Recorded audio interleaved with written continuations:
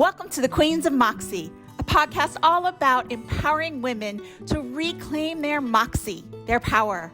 I'm Mary Kay Campbell, and I'm the host of this program. Each week, we'll talk with amazing women who have reclaimed their moxie, overcome challenges, and are living their best life. So let's get started. We're here today with Queens of Moxie podcast, and y'all, I'm so excited. It is going to be hard to keep this one down to 35 to 40 minutes because Samantha Strong, better known as Sam, is just, y'all, she's amazing. And I am so excited for you to hear her story. So let me give you a little bit of background about Sam, and then we're going to get started. So Sam went to Radford University. She graduated with an English literature and content degree, much to her parents' dismay because they really didn't know what she was going to do with it. And she went into teaching 11th grade English students for 4 years and decided that that was not her cup of tea. Eventually fell into the hospitality industry and spent 12 years doing that and worked her way up from bartending all the way to management and property management and all kinds of amazing things. And then recently was scooped up by UVA Health's physicians group as their DEI person. And we're going to get into why she is so passionate about DEI, but we're also going to hear a little bit about her background. But one of the other things that's really incredible about Sam and her family is that she is married to Brad, who is a stay-at-home dad, which is pretty incredible. And they fostered a baby that they have now adopted. His name is Connor, and he is 3 years old, almost 4. And she's got a great story about how she met Brad and how Connor came into their lives. And so we're going to get started. First off, let's do a little bit more about your background. So I think it's pretty hysterical to hear the story about Brad and how you met. And so I would love for you to share a little bit about that story with us. Yeah, so that was after teaching. I very much kind of fell into hospitality. And when I moved back towards home, a friend of mine, I was managing a coffee shop and somebody was like, oh, you need to go, the hotel is hiring. You need to go and meet Brad Strong. And they're looking for employees. It would be a great space. You can make better money. So go meet Brad. I'll introduce you. So they introduced me to this guy named Brad Strong, and I went in and I did an interview, and it was all about, okay, how much money can I make? I got to pay my bills. What are the tips like here? And that was my first time meeting my now husband, who apparently had told everyone working there that became my coworkers. And I found out much, much later, thankfully, not right away. Much, much later, I found out that after the interview, he had told them that that is who I'm going to marry. That is going to be my future wife. And sure enough, actually, the more I think about it, it wasn't even quite a year later. We had a very short dating, and we just kind of realized that this is my person. And so we got married. A lot of people will ask me, well, how did he propose? Like, what was that story? And I'm like, no, we just were talking and we decided we should get married. And there wasn't any formal, actually he officially proposed to me. We had been married almost 8 or 9 years was when I got an engagement ring and an official proposal. But we were talking one night and we were like, yeah, we should, this is it. This is what we're going to do. Let's just get married. And that was what we did. So it's a very unconventional story. Well, yeah, clearly. And so he was your boss initially? Initially, yes. And you couldn't have moved out of that. Yes, you were so scandalous. Very scandalous. He was my boss. He was the restaurant manager, and I was a bartender at the time. So we actually got married, and we kept our marriage. He's going to hate that I'm telling this story for people to hear. I'm sure he loves it. We actually kept our marriage secret for a year, and people did not know. When we were at work, we were very professional. We were both adults and very professional. And so when I moved departments and I started kind of growing my career in the hotel industry, that was when we actually had an award ceremony, and I had changed my name at that point, but I didn't make a big deal about it. So they announced these awards, and I'll never forget the general manager got to mine and he went, Samantha Strong? And that was when people found out was in there. And actually the general manager, and I was like, oh my gosh, this is it. This is when I lose my job. Today is the day. This is going to be horrible. But the general manager came up after and he actually congratulated us. And he was like, you all, I genuinely had no idea. You all have been so professional and you do such a great job here. Thank you for all your contributions. He was like, I can't believe you didn't tell anybody about this. And he was so genuinely kind about the fact that we had worked so hard just to be a part of the company, which we're still passionate about. It was the Inn at Virginia Tech, and we're still very passionate about that place. That was where we met, and we love everybody there. We stay in touch. So that's great. Yeah. That's great. Yeah. So then you moved to the Charlottesville area for another hospitality job. And, one of the things I love about you, Sam, is that you embody moxie. You do. I love that word. I love that word too. And you are without a doubt a queen of moxie. There's no doubt.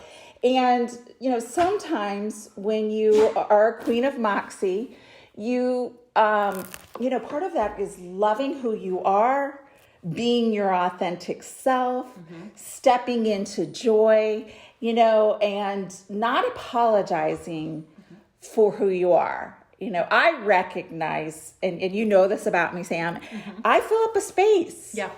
I walk in, I'm there, and, and good or bad, it is the way it is. But I've also gotten to the place in my life where I recognize that I add value when I do that.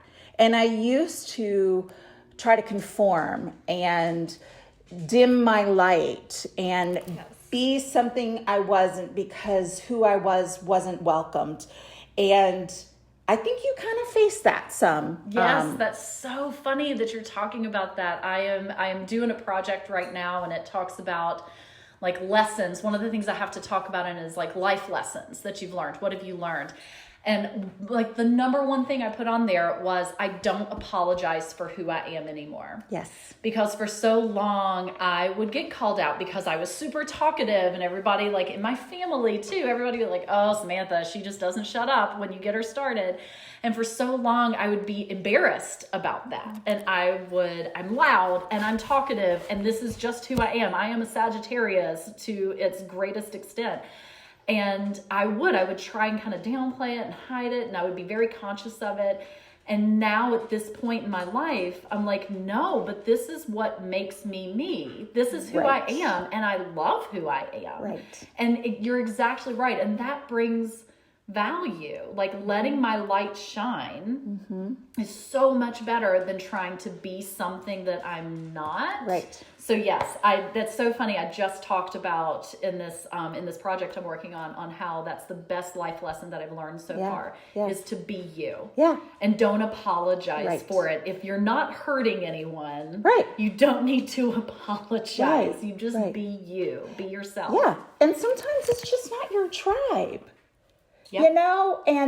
And I used to try so hard I was a square peg trying to fit in a round hole. And I know for you got in trouble for wearing purple tights one time. Yes. Which I know because I've been in situations like that where people are like, no, you can't wear, like I worked in a credit union one time, and we had to wear pantyhose, which I don't even own a pair right now because I'm like, no.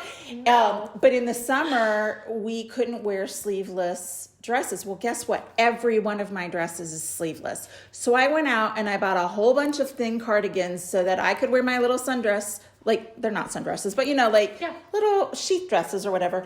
And I would take off my stupid cardigan when I was in my office. And then when I went somewhere else, I'd put the stupid cardigan back on. And that seems minor. Make everybody happy about how you look in this moment because somehow it affects how you're doing your job. Right. That's the part of it. I know. You're still really competent at your job if your arms are showing. Or if you have purple tights on. I mean, when you told me about tattoos or a nose ring, like all of those things don't change your competency. Yes. So I'm so glad that I feel like we're moving into a time that more and more employers are seeing that the outward appearance does not dictate the inner person. Just because you have an idea of what a role looks like that doesn't mean that that's the only way and that's the right way. Right. That people are incredible. And the more, again, going into kind of what I'm doing now, the more diversity, Right. the more people that you have that push that status quo and really like go and try and set out their own path and have these different experiences, that's actually even more valuable. Right. To your company or to your business or what you're doing, because now you're getting these awesome opinions of people who don't think like the other people that you've surrounded yourself with. So yes. Right. Exactly. So exactly. Well, and I think that passion for really broadening our perspectives, being open, being respectful, being aware of our own biases that we don't even know exist, or the subtle ways we are insulting someone without even knowing it, are all critical to what you do. And so I think before we go into your DEI work, which is what you're doing now, so diversity, equity, and inclusion, I think it's also really important to talk about Connor and that process. And if you're listening to this on, an Audible or Spotify or something where you're just listening, you're not looking at the image.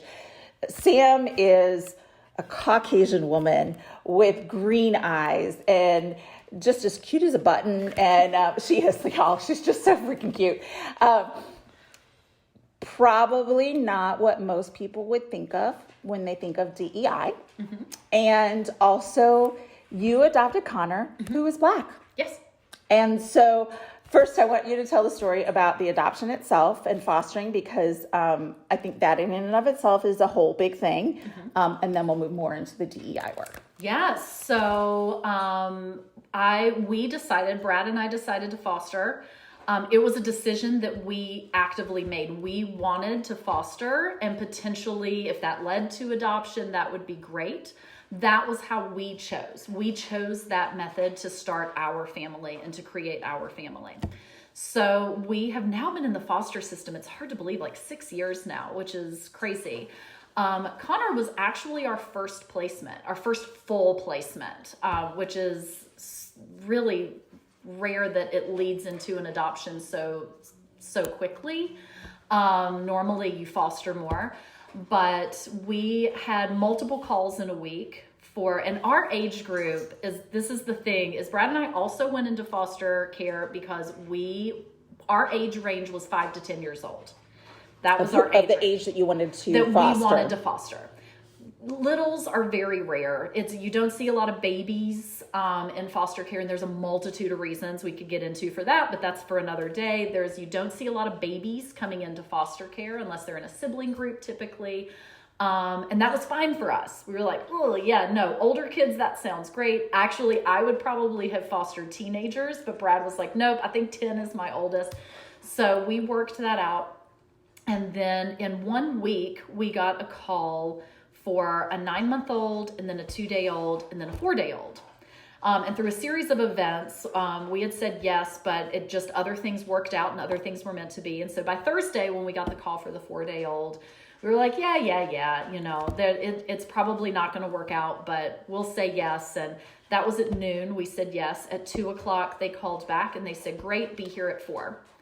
And so I always joke and say we had plans to go to a movie that night. We had all of this stuff we were going to be doing. We woke up that morning living a carefree life. And then we came home that night with a 4-day-old, 4-pound baby.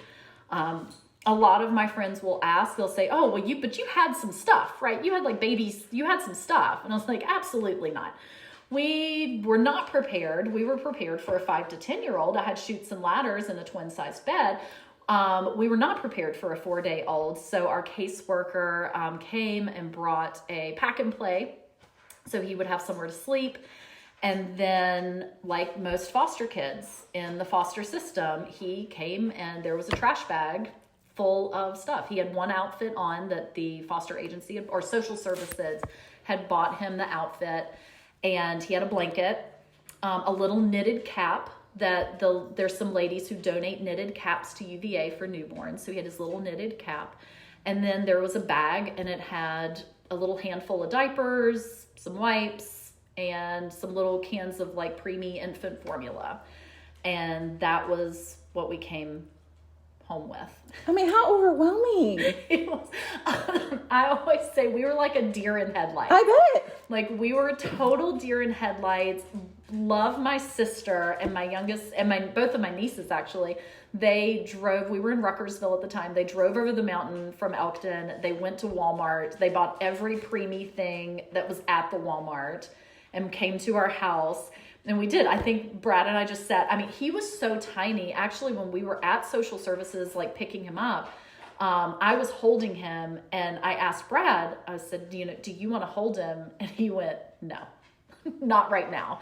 He was like, I have never seen a child that tiny. He was like, I'm so nervous right now. But it was probably a week, maybe even a month. We were total deers in headlights and just trying to figure out, okay, this is how it happens. And then, I mean, you just get on a schedule. I think it's like this no matter how you become a parent. But you have 9 months to prepare when you actually carry the baby and, But like all of a sudden we just snapped into it and we were like, okay, this is our lives now. This is what we do. We have our court dates. He was doing twice a week check-ins, weigh-ins at the hospital. So we're like, okay, these are our doctor's appointments. These are our court dates. We're like, these are our home visits where our CASA volunteer was coming and our caseworker and our social worker. We were like, okay, this is life now. And it's just a whirlwind. Yeah. And on top of the fact that you're not sleeping because you have a 4-day-old in your house. So it's just, I mean, we just figured it out. And Brad, that was another series of events. Brad just happened to, he didn't have a job at that time. He had been applying and he didn't get a job. And that happened the week before we got called for Connor. And then it just happened that it worked. And because of that, we were able to say yes. And then he's just been a stay-at-home dad ever since. And it's just been a total blessing. I mean, he is incredible at caring for Connor. Like he is so good at like teaching him. Like he's so smart. Connor is so smart. And Brad is such a good teacher and just all that he does with him. And so it's been amazing. So we officially adopted him in March of 2021. So right in the middle of COVID, we got to finalize the adoption. And so, yeah. And, I think what's interesting is, you've had Connor since, almost day one. Yeah. And I can remember you couldn't post pictures on Facebook. He had a little sticker. He did. He had a little sticker over his face in the pictures to protect him, Absolutely. Yes. And so I can remember when the adoption became official and you could post his face, and I was so excited. Everybody knew when they saw his face. That was when people were like, "Oh my gosh, it's official now," because you can post his face now. So yes, it was like everybody was really excited. Yeah. But this is also when I talk about the work that I do now. Yes. I always will explain to people, because I do. We've talked about this, that when I come in and I talk about what I'm doing and I'm wanting to have these conversations with people, I realize that on face value, it's like, all right, who is this girl and how is she going to talk about diversity and inclusion? And so, I have never have any problem talking about what got me to this point. Why am I doing this? Where did this start? Where did this journey start for me? Because it started long before there was a title of diversity and inclusion. This started long before. And so I've always had this passion in what I'm doing, be it teaching or hospitality. But now I tell people, now it's very personal. Yeah. Connor made it very personal because we do not take lightly the responsibility that we have of raising a young Black man in today's society. That responsibility weighs on me. I think about it all the time. I think about things that most white moms don't have to think about in today's society. So that is a huge weight and responsibility, but it also makes me even more personally passionate about the work that I'm doing. And like, okay, how do I change the world? Let's start with the community around me. How can I start to make this better? And then the world at large, because I need him to grow up in a world that accepts him and sees him for the awesome person that he is. Right. And so, so he's my reason that it's personal now. Yeah. So tell me, or tell all of us about how you got into DEI. And you say this is something that's been a part of you for far longer than your current role, and even before Connor. And one of the things that you didn't say is that you had talked about fostering kids all the way back to when you were in high school. Yes. And so you did mention that this was a very conscious decision, but what I think is important for people to understand is this is something that you have been thinking about for at least 15 years before it came to fruition. Absolutely. And so I think that's a very important thing for people. Not that people can't decide, I'm 50. If I decided I wanted to foster someone, I could, certainly. Please do. There's a need for it. Oh, girlfriend. I've been a single mom for 15 years. I think I've done my part. If there's anybody listening and you're thinking about fostering, please do it. Yeah. So yes, there's such a need right now. Yeah. So yes, but of course. But yes, I through being in the work that I'm doing now, I had to going into this role, I had to do a level of soul searching and self-realization that I hadn't had to really do previously. So I sat down, because I take this very seriously, and I sat down and I had to come face to face with my unconscious biases. Absolutely. I had to come face to face with my privilege and all the privileges that I have. And I had to identify it and recognize it and I had to say, because if I'm going to move forward and do the work that I need to do and that I want to do, I have to be able to say, this is my lens. And recognize that so I can move forward and help people with a different lens than I do. Yeah. So I had to do that a lot in this role. However, the one thing I will say, so in that, I realized, and I started really thinking about where I grew up in Southwest Virginia and how I grew up and the lack of diversity that was around me growing up. And what did I grow up hearing and thinking and feeling? So that all became a very real thing. And that's a lot to digest. That is not fun. No. There is nothing fun about that work. It is hard, but it is the most important thing that we can do as an individual is just coming to terms and saying, I recognize it. Yeah. And it's okay. This is where I'm from. And now we're going to move forward. Right. So I had to do that. And then I started realizing, I was like, when did this become my thing? When did it? Because it wasn't at this job. It wasn't even 5 years ago. It's been longer.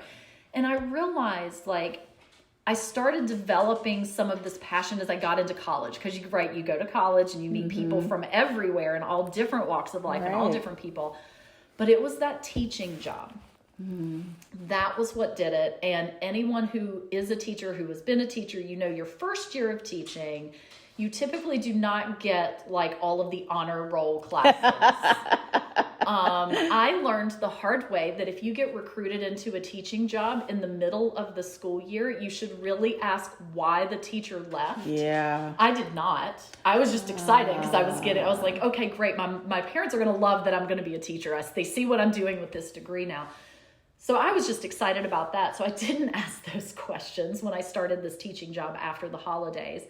And then I learned quickly that one class, I think they had started a fire with a can of hairspray and a lighter. It's kind of like the movies. Oh my gosh. Yes. And so I was like, oh, okay.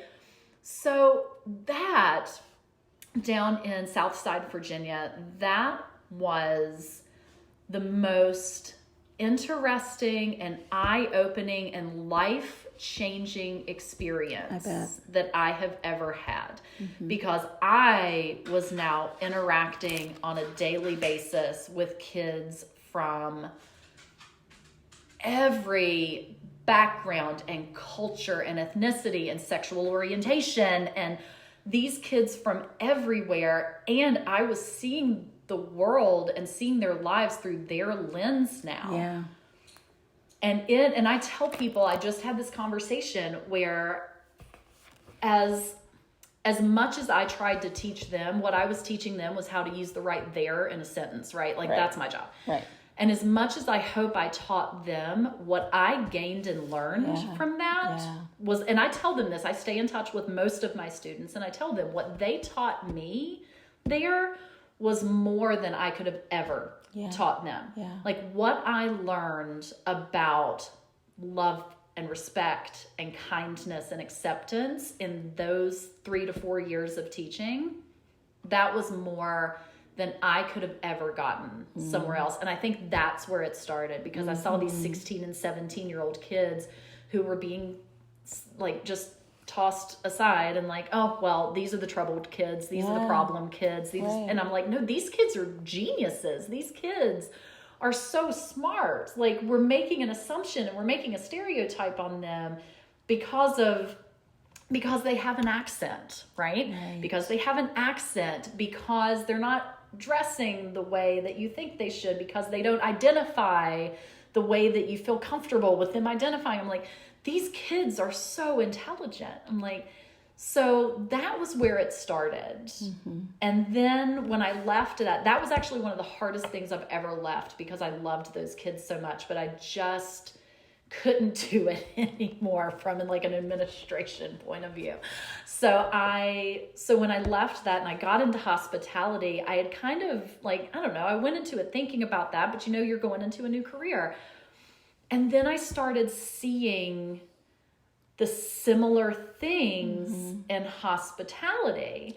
And I had a dear friend of mine to this day. We worked the night shift together. She was in housekeeping, and I loved her. We would talk about everything.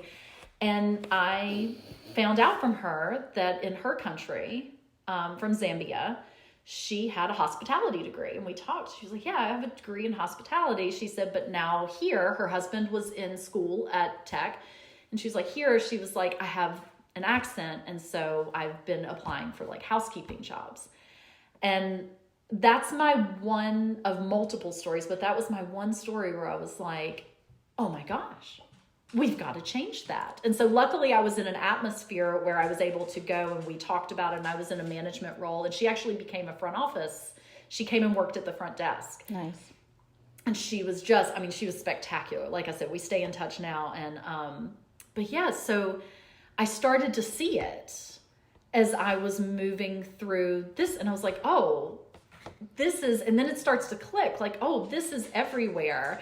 And then really in the past, 6 years, then we've seen even more things happen in our country. And so now when this role came available, like when this role happened, when this role was created, I was already working locally here in Charlottesville in some different nonprofits, and to try and like fight for and be an ally. That's my big thing, is I'm just trying to be a good ally for people who need it, for anyone who needs an ally. And so I'd been doing that.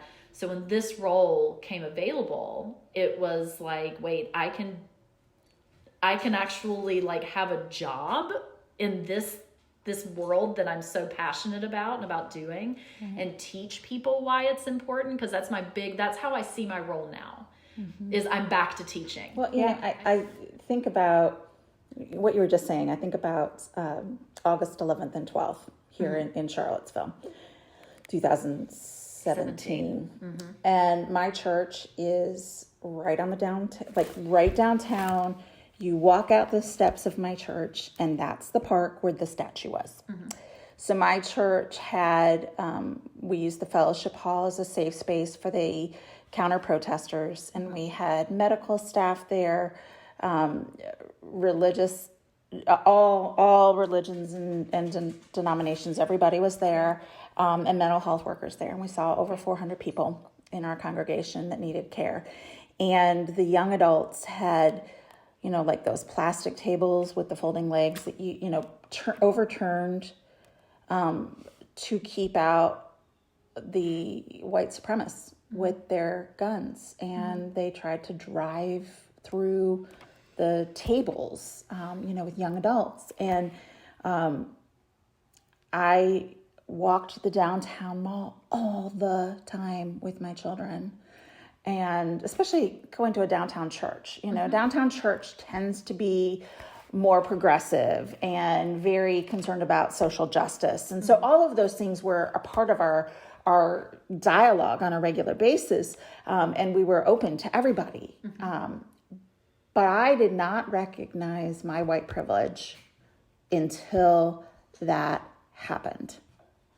And then it was like, oh my gosh, I have a 20-year-old son right now. Have I once had a conversation with him about, what do you do if a police officer pulls you over? Where do you put your hands? What do you do to make sure that they don't think you're being aggressive? Because you know what? He's a white, blue-eyed, sandy blonde hair kid. Very polite, very traditional. Yep.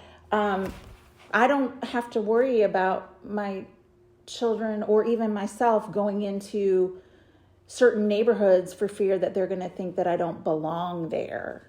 If my kids go for a run, I don't have to worry about what neighborhood they're running in. Like, all of those things were not things that I considered before August 11th and 12th. And I would imagine that for the people who are listening who are in Charlottesville, they have that same, oh my gosh moment. Yeah. Hopefully. Oh God, I hope so. Yes. That's an oh my gosh moment that I'm hoping people have, to be like, aha. Right. That's a good aha moment to say, oh, I see it now. Because privilege is one of those other words that you say that and everybody cringes. Yeah, of course. It's like, oh my gosh.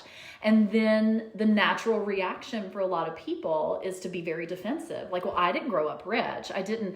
And so to get past to the fact that privilege doesn't have anything to do with if you've had it easy, if you had money, if you had a big, your family was of a high status and that has nothing to do with privilege. I love that starting line analogy. Yes. Of being at the starting line. And then what is keeping you from being all the way at the front of that starting line? Right. Where are things that are holding you back from being at that starting line? And that is, I had to learn a lot with it too. When I started addressing my own, I had never thought about things like an educational privilege. I have an educational privilege where I have been able to go to a 4-year university. I'm enrolled in classes right now where I'm getting my certification in diversity and inclusion. Like, I've had the privilege of being able to have a higher education that not everybody's had. I have a socioeconomic privilege. I grew up in like a middle-class family. I'm middle-class. Like, I have that privilege that I haven't had to. One of the questions that I have in my training is, have you ever had to help your parents pay a bill? Right? Have you ever had to do that? Because if you've never had to do that, if you don't come from a socioeconomic place where you've had to think about money in that way, that's a privilege. Right. Like, white privilege is just one piece of privilege that I have, because just what you were saying, I can go into any bank or store and I can go purchase something or get a loan or do different things. And I don't have to think, is who I am going to affect the service or the product that I get. Right.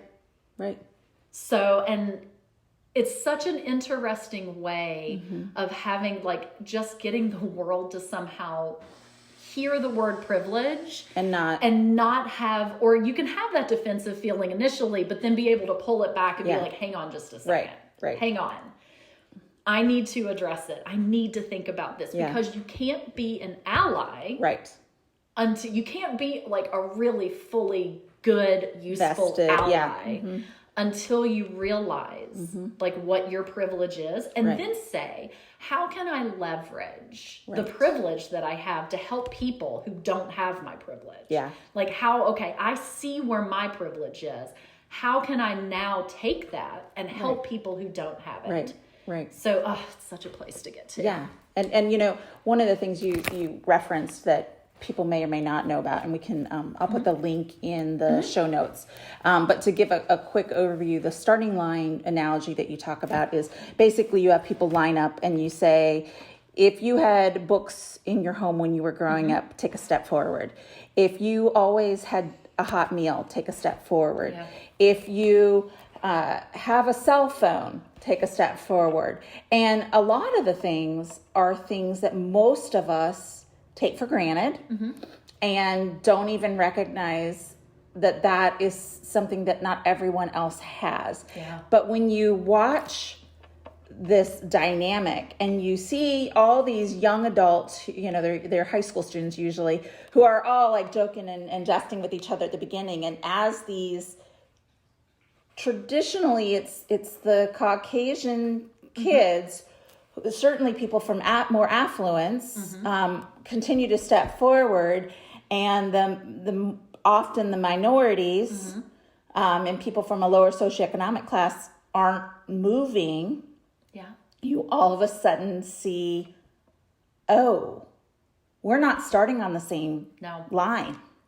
I'm starting 25 feet in front of you. Like addressing it and becoming aware of it is so important, because it's not bad. You don't really get to control the privilege that you were brought up in. It's just reality. Right. So addressing it and thinking about it and realizing it so you can move forward and do good work. That's great. Like, that's a positive thing. So that's what I'm really trying to do more, is kind of flip that script of where things are seen as being this negative, bad, like, ooh, I feel uncomfortable, I feel icky, I don't want to think about it. Flip that script and say, no, but this is good. This is good work for you to do. This isn't stuff that you're making a conscious effort to have privilege. Like, this is good. Like, you realize it because you want to move forward and help people. So that's really what I'm trying to do more and more in this role that I'm in, is to change that and change that negative mentality. And I mean, I'm a super positive person anyways. You know this. Yes, I do. Like, I refuse to not be a ray of sunshine all the time. Right. I refuse. So yeah, but to get people to see that this is positive work. This is a good thing that we're having these conversations and we're talking about this. We need to do that more, and we need to listen more. Yeah. The work that you're doing it's like a ripple effect. And it's changing things one dialogue at a time. Yeah, it's been very it's been a learning experience for me. I learn every day. Yeah. I constantly tell everyone, I'm like, I do not know everything. I do not have all the answers. Like, I am a constant work in progress. So, what I love about talking with you is just how passionate you are, and how you have followed your passion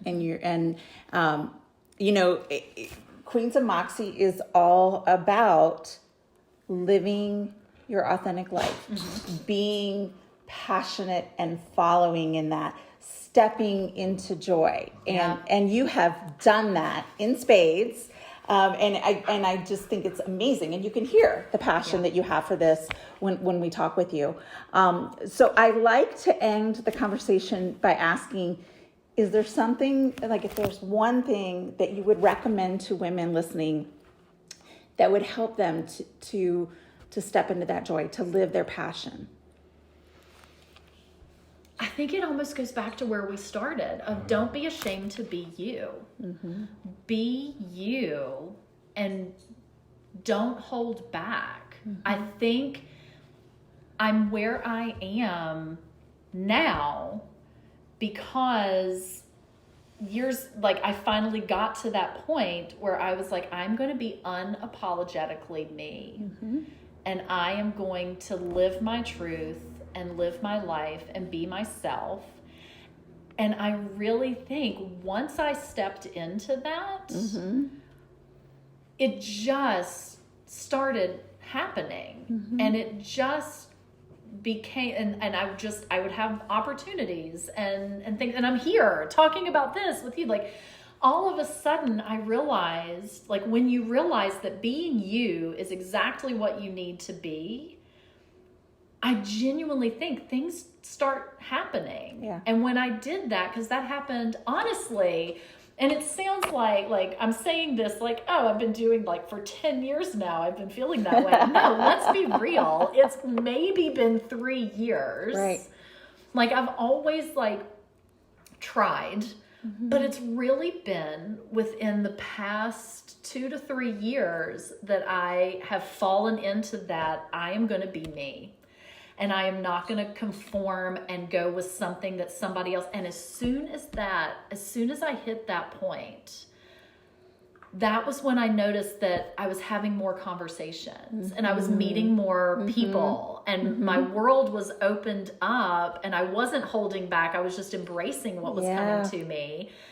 And then when this job came up and I was saying, yeah, sure. But I tell people all the time, 3 years ago, 5 years ago, especially, if this role had come available, I would have never applied for it.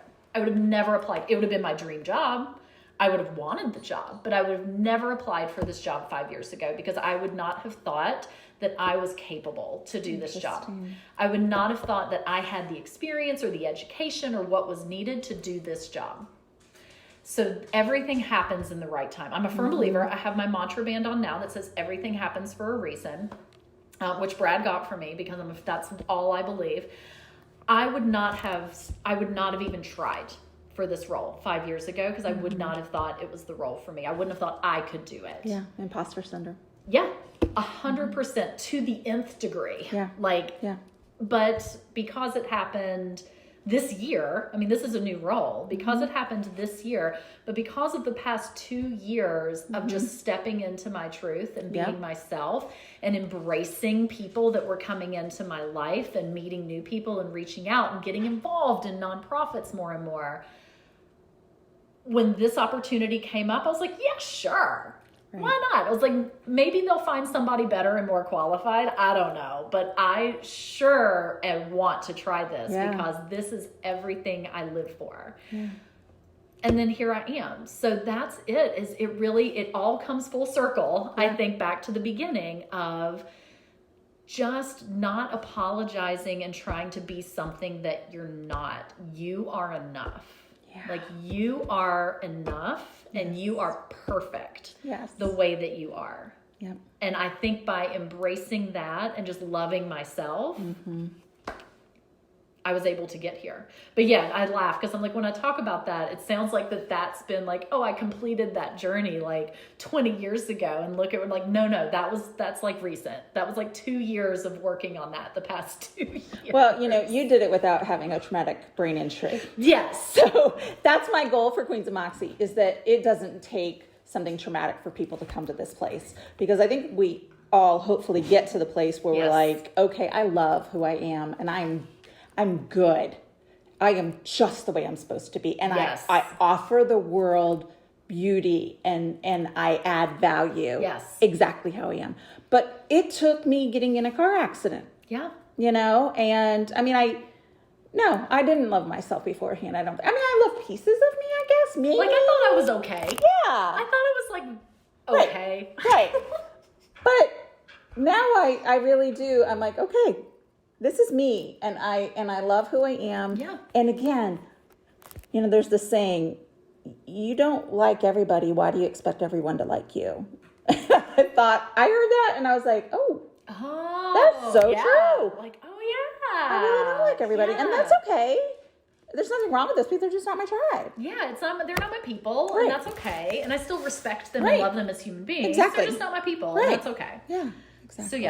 So no, that is, I hope for more and more people that they can get to a point. It took a lot of therapy. Yeah, I know. We all can benefit from that. If you haven't been to therapy, like, that's step one. Everybody should. I'm a firm believer on everyone should have a therapist. Yes.